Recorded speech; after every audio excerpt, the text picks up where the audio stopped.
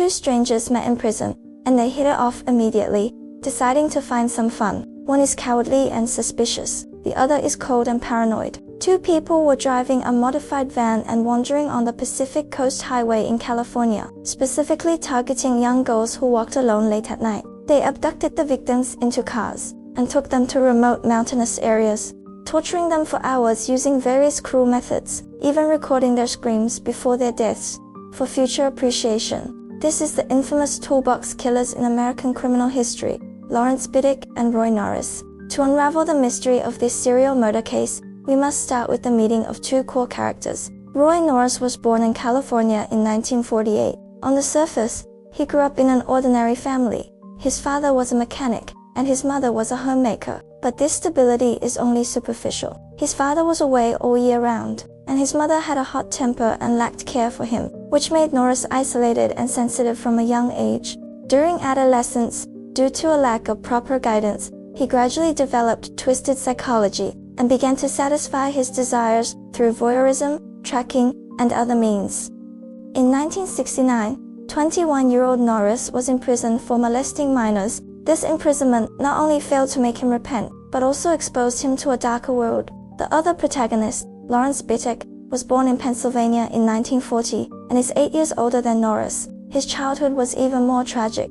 He was abandoned by his parents and grew up in an orphanage. Lacking family warmth, he has shown a tendency towards violence since childhood, often bullying other children, and even abusing small animals. As an adult, Bittaker had a notorious reputation, and was imprisoned multiple times for theft, robbery, and rape. Prison is more like a safe haven for him than a place of punishment. In 1977, fate brought these two demons together. At that time, Norris was imprisoned for molesting someone again, and Bittaker was also serving his sentence in the same prison for robbery. During a show, Norris confided his fetish to Bittaker, expecting to be ridiculed. However, Bittaker not only agreed, but also revealed an even more extreme idea.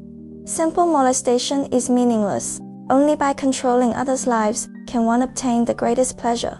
He proposed to go hunting young girls together after his release from prison. For Norris, this proposal was like a poison, making him both fearful and excited. The twisted desires that have been accumulated for many years have finally found an outlet to vent, and Bittaker also found a perfect partner. Norris is familiar with the terrain of California and has an introverted personality that is not easily suspicious. I am good at planning violence myself. The two complement each other, making it a perfect criminal duo. A dark covenant stained with blood was quietly reached in the cold prison. At the end of 1978, Bittaker was the first to be released from prison. He didn't rush to commit the crime, but began to prepare carefully. He used all his savings to purchase a 1977 Ford truck, removed the rear seats, installed iron railings, and turned the truck into a mobile cage.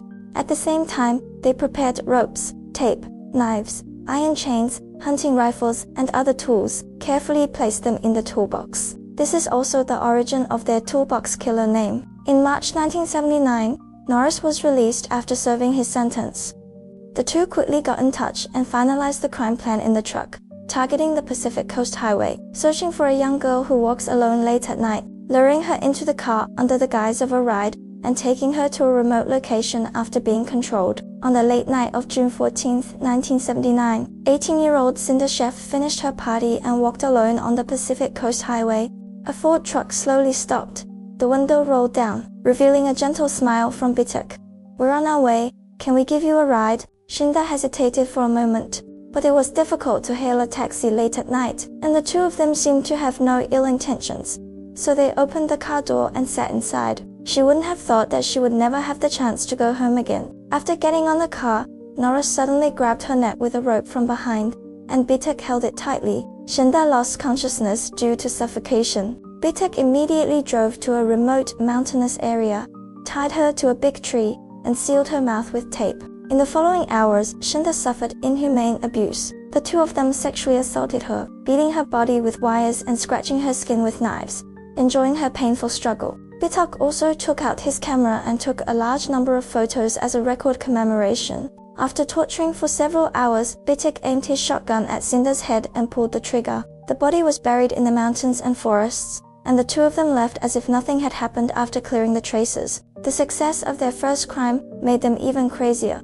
They found the plan almost seamless and their courage grew stronger. On July 8, 1979, 13-year-old Jacqueline Lamb ran out of her home alone and walked along the road after arguing with her family. After the two of them discovered it, Norris got off the car and pretended to ask for directions. Bittaker hugged her from behind and forcibly stuffed her into the truck. Due to her young age and weak resistance, Jacqueline was quickly controlled. In the abandoned warehouse, she suffered the same abuse and was forced to perform unbearable actions, recording her crying and begging for mercy. After a night of torture, the body was thrown on the rocks by the seaside, hoping that the waves would wash away the evidence. On August 17, 1979, 16-year-old Andrea Hall was targeted at a bus stop. The two lured her into getting on the car under the pretext of sending her home. This method is even more cruel. Not only long-term abuse, but also burning the body with a lighter. Andrea resisted desperately but couldn't break free and died of severe injuries nearly 10 hours later. In just 2 months, 3 girls went missing, causing panic among the people of California. The police set up a special task force, but the two of them have extremely strong anti-surveillance capabilities. Every time they choose a remote location, they carefully clean up the scene without leaving any clues, such as fingerprints or hair. On September 9, 1979, 17-year-old waiter Deborah Evans was lured into getting on the bus after work. This time, the two did not immediately go to a remote location, but began to abuse in the truck. Deborah resisted fiercely, biting Norris' arm and dropping the necklace in the car. This completely angered Bittaker, who intensified his torture and ultimately killed her in the truck. The bite marks on Norris' arm and the necklace dropped by Deborah became the first breakthrough point in the case. On Halloween, October 31, 1979, 19-year-old college student Sherry Linwood returned home alone after attending a party, becoming the 5th victim. She was taken to the mountainous area where her body was buried before, abused and killed, and her body was buried near 5 consecutive murder cases have put immense pressure on the police. At this time, Norris' cellmate Joseph Jackson accidentally encountered him after his release from prison and found bite marks on his arms, and his words and actions were strange, based on the recent serial disappearances. Joseph realized that Norris and Bittaker were likely the culprits, so he reported them to the police. The police investigation found that Norris' whereabouts highly matched the time and location of the 5 victims, and the bite marks on his arm were consistent with Deborah's teeth. Deborah's necklace was also found near his residence. On November 20, 1979, the two were arrested in an apartment in Carson City, California. A large number of crime tools and a small amount of blood were found in the truck, which belonged to Sherry after testing. After being arrested,